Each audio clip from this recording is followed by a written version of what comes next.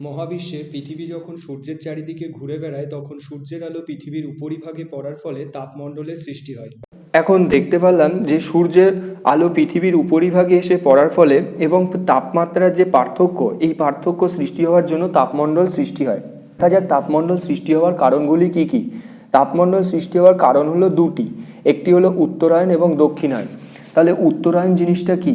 উত্তরায়ণ হলো যখন সূর্যের আলো পৃথিবীর উপরিভাগে অর্থাৎ পৃথিবী তার যে নিরক্ষরেখা এবং নিরক্ষরেখার উপরে যে কর্কটক্রান্তি রেখা, এই কর্কটক্রান্তি রেখার উপর সূর্যের আলো উপরিভাগে এসে পড়ে, যার জন্য তো এই স্থানটা অর্থাৎ উত্তর গোলার্ধের উপরিভাগটা সব থেকে বেশি পরিমাণ আলো এসে পড়ায় ভূপৃষ্ঠ অতি সহজে গরম হয় এবং যার জন্য তো এখানকার তাপমাত্রা এই সময় অর্থাৎ যখন পৃথিবীর অক্ষ, উত্তর গোলার্ধের অক্ষ সূর্যের দিকে মুখ করে থাকে তখন এই স্থানটা সব থেকে বেশি পরিমাণ তাপ পায়, একেই বলা হয় উত্তরায়ণ।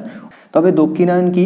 যখন সূর্যের আলো পৃথিবীর উপরিভাগে এসে পৌঁছায়, কখন? দেখো, যখন এই অক্ষ অর্থাৎ এই যে নিরক্ষরেখা এবং নিরক্ষরেখার দক্ষিণে যে মকরক্রান্তি রেখা, এই মকরক্রান্তি রেখার উপর সূর্য লম্বভাবে কিরণ দেয়, যার জন্য এই স্থানটা খুব বেশি গরম হয়।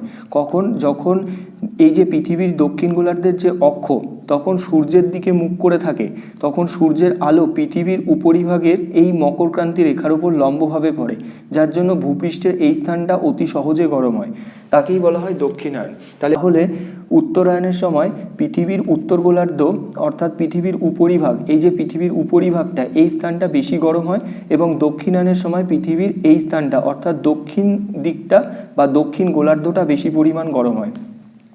তবে দ্বিতীয় কারণ কি? সূর্যরশ্মির পতন কোণ। সূর্যরশ্মির পতন কোণের জন্য তাপমণ্ডল কিভাবে সৃষ্টি হতে পারে? দেখো, একটি সূর্য যখন ভূপৃষ্ঠের উপরিভাগে লম্বভাবে এসে কিরণ দেয় তখন ভূপৃষ্ঠের একটা নির্দিষ্ট স্থান, যেমন এই স্থানটা, সারফেসের উপরিভাগের এই স্থানটা গরম হচ্ছে, এই স্থানের উপর তাপমাত্রা এসে পৌঁছাচ্ছে।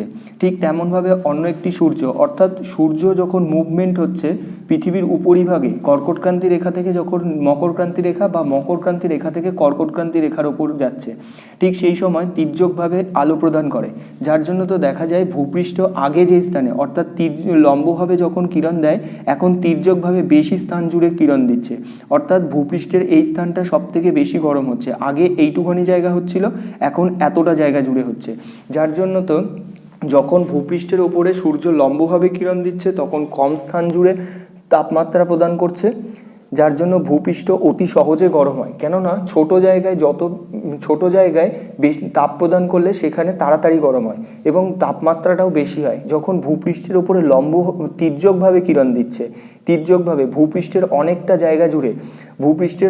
জায়গা জুড়ে তাপ প্রদান করলে সেখানকার ভূপৃষ্ঠ খুব ধীরে ধীরে গরম হয়, যার জন্য তো তাপমাত্রা খুব কম হয়। অতএব আমরা দেখলাম যখন উত্তরায়ণের সময় পৃথিবীর উত্তর গোলার্ধ বেশি গরম হচ্ছে এবং দক্ষিণায়নের সময় দক্ষিণ গোলার্ধ বেশি গরম হচ্ছে এবং সূর্যরশ্মির পতন কোণ যখন লম্বভাবে কিরণ দিচ্ছে ভূপৃষ্ঠ তাড়াতাড়ি গরম হচ্ছে, যখন তির্যকভাবে কিরণ দিচ্ছে ভূপৃষ্ঠ কম গরম হচ্ছে। এখন দেখা যাক পৃথিবীর তাপমণ্ডল বা তাপমণ্ডলগুলি কী কী, কতগুলো তাপমণ্ডল আছে সেগুলো দেখি। এবারে দেখা যাচ্ছে যে এই ছবিটার মাধ্যমে আমরা দেখতে পাচ্ছি যে পৃথিবীর এই স্থানটা অর্থাৎ এই উষ্ণমণ্ডল নিরক্ষরেখার দুপাশে কর্কটক্রান্তি রেখা এবং মকরক্রান্তি রেখার মধ্যিখানে অঞ্চলে কি হচ্ছে, মধ্যিখানের অঞ্চল একবার সূর্য এই স্থানে থাকছে আর একবার সূর্য এই স্থানে থাকছে, একবার সূর্য এদিক থেকে এদিকে যাচ্ছে আর একবার সূর্য এদিক থেকে এদিকে যাচ্ছে।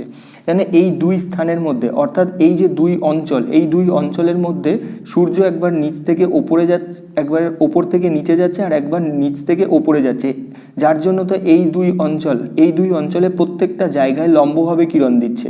লম্বভাবে কিরণ দিলে সেখানে উষ্ণতা সব থেকে বেশি হয়। এখন তোমরা দেখলে যে সূর্য একবার কর্কটক্রান্তি রেখা থেকে মকরক্রান্তি রেখার দিকে যাচ্ছে এবং মকরক্রান্তি রেখা থেকে কর্কটক্রান্তি রেখার দিকে যাচ্ছে। এবারে দেখো কিভাবে এটা সম্ভব। যখন সূর্যের আলো এই নিরক্ষরেখা এবং নিরক্ষরেখার ওপরে যে কর্কটক্রান্তি রেখা রয়েছে তার উপরে লম্বভাবে কিরণ দিচ্ছে, কেননা এই যে অক্ষটা সূর্যের দিকে মুখ করে রয়েছে, ঠিক তেমনভাবে এখানে কোথায় রয়েছে তাহলে সূর্য? এই যে কর্কটক্রান্তি রেখার উপরে রয়েছে, অর্থাৎ এই স্থানটার উপরে লম্বভাবে কিরণ দিচ্ছে। ঠিক তেমনভাবে এই যে সূর্যের ডান দিকে অর্থাৎ এই যে নিরক্ষরেখার নিচের দিকে দক্ষিণ গোলার্ধের যে মকরক্রান্তি রেখা হচ্ছে, তখন এই মকরক্রান্তি রেখার ওপর এই স্থানটায় লম্বভাবে কিরণ দিচ্ছে, কেননা এখানে দক্ষিণ গোলার্ধের যে অক্ষটা রয়েছে তখন সূর্যের দিকে মুখ করে রয়েছে। তাহলে এই সিচুয়েশনে দেখলাম যে কর্কটক্রান্তি রেখার ওপর সূর্য রয়েছে, কর্কটক্রান্তি রেখার ওপর সূর্য রয়েছে এবং এই স্থানটা অর্থাৎ ডান দিকে মকরক্রান্তি রেখার ওপর সূর্য রয়েছে। এই দুই স্থানের ওপর অর্থাৎ যদি একটা পৃথিবী ধরলে এইটা যদি কর্কটক্রান্তি রেখা হয়, এই সিচুয়েশনে কর্কটক্রান্তি রেখার ওপর সূর্য লম্বভাবে কিরণ দিচ্ছে এবং এই সিচুয়েশনে এই যে মকরক্রান্তি রেখা সূর্য এই স্থানে লম্বভাবে কিরণ দিচ্ছে।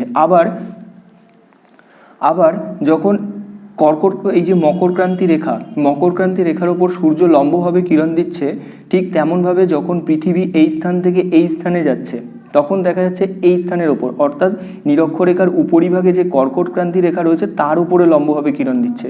অতএব আমরা বলতে পারি যখন একটা পৃথিবী সূর্য যখন লম্বভাবে কিরণ দিচ্ছে, একবার কি হচ্ছে এই কর্কটক্রান্তি রেখা আর এই মকরক্রান্তি রেখা এই স্থানটায় সূর্য লম্বভাবে কিরণ দিচ্ছে কর্কটক্রান্তি রেখার উপর, তারপরে এই স্থানটায় দিচ্ছে লম্বভাবে মকরক্রান্তি রেখার উপর কিরণ দিচ্ছে, এই স্থানে মকরক্রান্তি রেখার উপর কিরণ দিচ্ছে। ঠিক তেমনভাবে এই স্থানটা যখন যাচ্ছে তখন এই মকরক্রান্তি রেখা থেকে সূর্য কর্কটক্রান্তি রেখার উপর কিরণ দিচ্ছে। তাহলে প্রথমটায় একবার উপর থেকে কর্কটক্রান্তি রেখা থেকে মকরক্রান্তি রেখার দিকে যাচ্ছে, আবার মকরক্রান্তি রেখা থেকে কর্কটক্রান্তি রেখার উপর যাচ্ছে। যার জন্য তো এই দুই অঞ্চল অর্থাৎ এই যে দুই অঞ্চল কর্কটক্রান্তি রেখার মকরক্রান্তি রেখার উপর প্রত্যেকটা জায়গায় যখন যাওয়ার সময় সূর্যের আলো প্রত্যেকটা জায়গায় লম্বভাবে কিরণ দিচ্ছে। যার জন্য তো ভূপৃষ্ঠের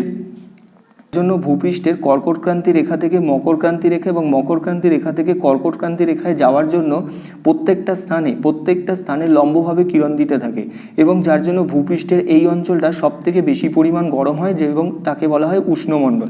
পৃথিবীর তাপমণ্ডল সৃষ্টি হওয়ার জন্য প্রথম যেটা দেখলাম একটা হলো উষ্ণমণ্ডল। এবারে দেখব দ্বিতীয় কারণ। তাহলে একবার কি হচ্ছিল যে সূর্য এই স্থানটার উপর লম্বভাবে কিরণ দিচ্ছে এবং তার সাথে সাথে উত্তর গোলার্ধের এই স্থান অর্থাৎ সুমেরু বৃত্তের ওপরে তির্যকভাবে কিরণ দিচ্ছে। ঠিক তেমনভাবে যখন সূর্য উত্তর গোলার্ধে রয়েছে সাথে সাথে এই অঞ্চলগুলোতেও কিন্তু কিরণ দিচ্ছে, কিন্তু এটার উপরে তির্যকভাবে কিরণ দিচ্ছে। যার জন্য তো এই স্থানে যে আলো খুব কম পরিমাণে এসে পৌঁছায়। তাহলে এখন দেখা যাচ্ছে এই যে সিচুয়েশনটা আমরা দেখলাম এই স্থানটাতে মোটামুটি কিরণ দিচ্ছে, মোটামুটি, না নাতিশীতোষ্ণ, না ঠান্ডা না গরমের সিচুয়েশন হচ্ছে।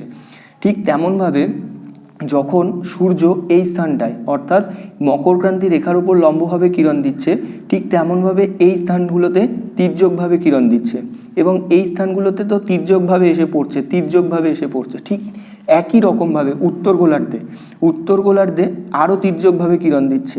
অর্থাৎ আমরা বলতে পারি এই যে স্থানটা, এই স্থানে যতটা আলো এসে পড়ছে, দক্ষিণায়নের সময় যতটা আলো এসে পড়ছে, উত্তর গোলার্ধের এই স্থানগুলোতে খুব কম পরিমাণ আলো এসে পৌঁছাচ্ছে।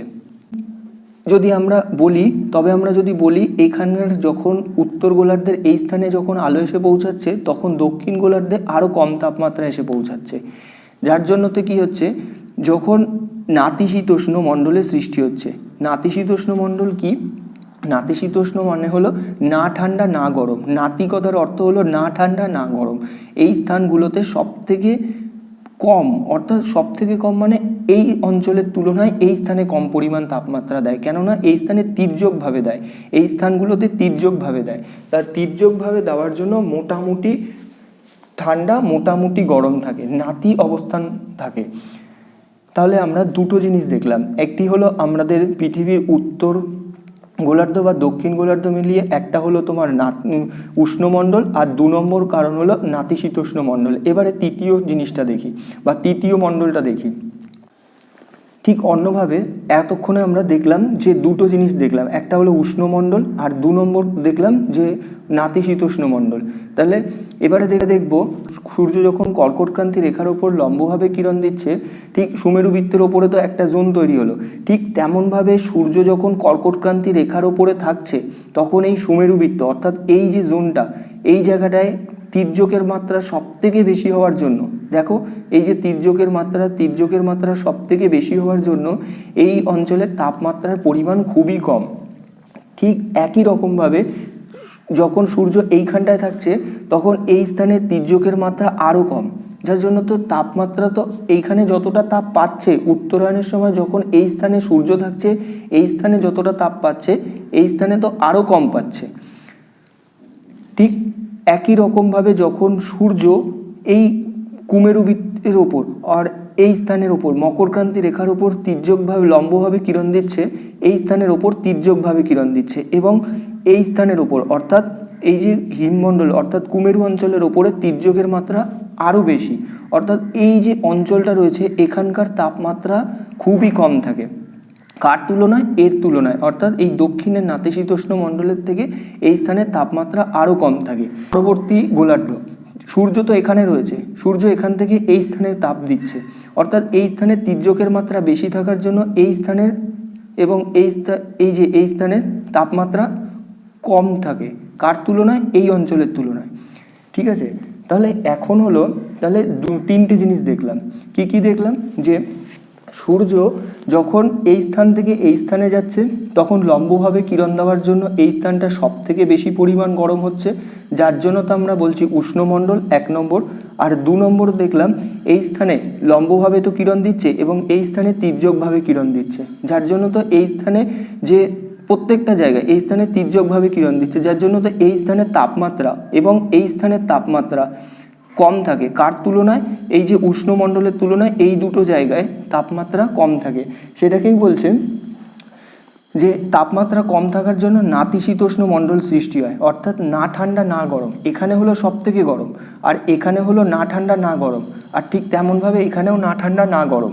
সেটাকে বলছে, তাহলে এটাকে বলছে নাতিশীতোষ্ণ মণ্ডল। এবার 3 নম্বর পয়েন্ট দেখব যে সূর্য এই স্থানটাতে অর্থাৎ উত্তরের হিমমণ্ডল এবং দক্ষিণের যে হিমমণ্ডল পরিষ্কার করে দেখি, তাহলে 1 নম্বর পয়েন্ট দেখলাম উষ্ণমণ্ডল, 2 নম্বর পয়েন্ট দেখলাম নাতিশীতোষ্ণ মণ্ডল, আর 3 নম্বর পয়েন্ট দেখলাম যখন সূর্য এই স্থানগুলোতে একদমই তির্যকভাবে কিরণ দিচ্ছে তখন দেখা যাচ্ছে এই স্থানে তাপমাত্রা সব থেকে কম হয়, যার জন্য তো হিমমণ্ডল। হিম কথার অর্থ কি? হিম অর্থাৎ ঠান্ডা।